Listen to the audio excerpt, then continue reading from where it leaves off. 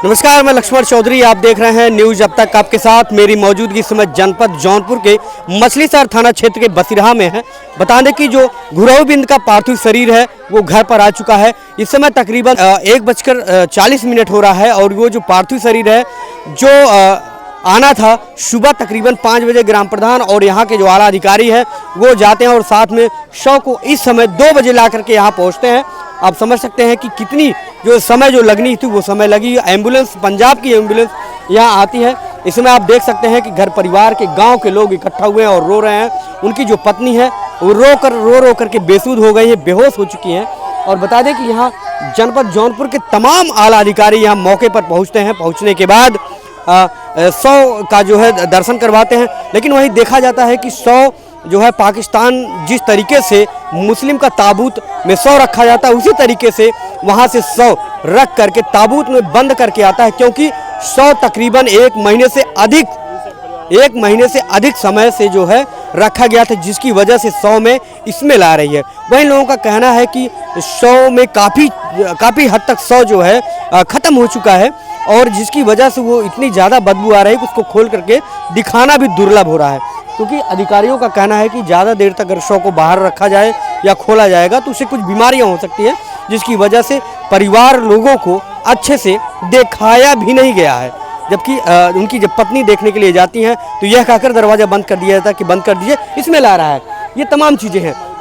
ये जो है मजिस्ट्रेट की गाड़ी आती है, यहाँ पुलिस 2-3 थाने की पुलिस फोर्स आती है। आने के बाद ये अब जौनपुर के राम घाट पर अंतिम संस्कार किया जाएगा।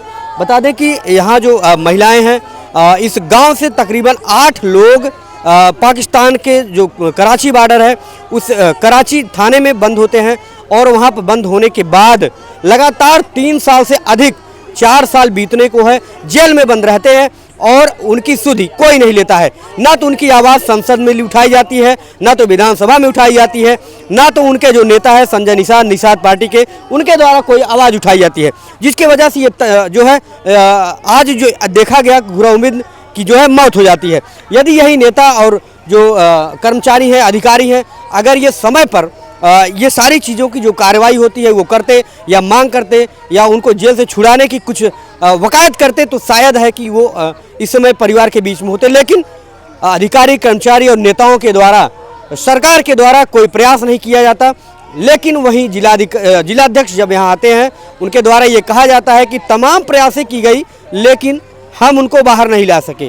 अब प्रयास किया गया या नहीं किया गया, क्योंकि जैसा कि घर वालों का आरोप है कि मैं कई बार मेरे द्वारा जो मत्स्य विभाग के कैबिनेट मंत्री हैं उनके द्वारा भी उनके पास भी जाया गया, लखनऊ में कई अधिकारी और कई नेताओं के पास जाया गया, लेकिन मेरे जो शिकायत पत्र होते थे, जो मेरे जो है एप्लीकेशन होते थे वो ऐसे ही ले लिया जाता था। मुझे अधिकारियों से, मुझे नेताओं से, मंत्रियों से मिलने नहीं दिया जाता था और जो उनके पीए होते थे वो लोग लेते थे और कूड़े कबाड़े में फेंक देते थे।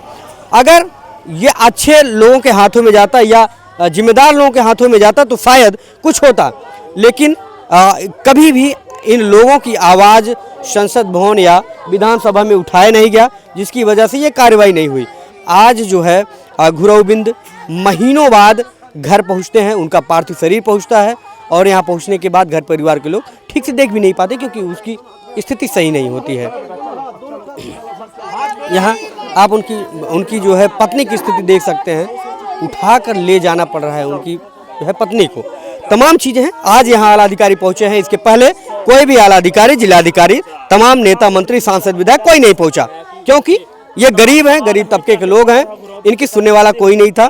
इनके जो नेता हैं संजय निषाद आज तक इनके किसी भी एप्लीकेशन का जवाब आज तक नहीं दिए। अगर चाहते तो शायद वो घुरहु यहाँ पर आ चुके होते यदि संसद भवन या विधानसभा में ऐसी आवाज़ें उठाई जाती, क्योंकि जनपद जौनपुर के 8 लोग अभी कराची के जेल में बंद थे, जिनमें 1 की मृत्यु हो चुकी है। अभी 7 लोग जेल में बंद हैं।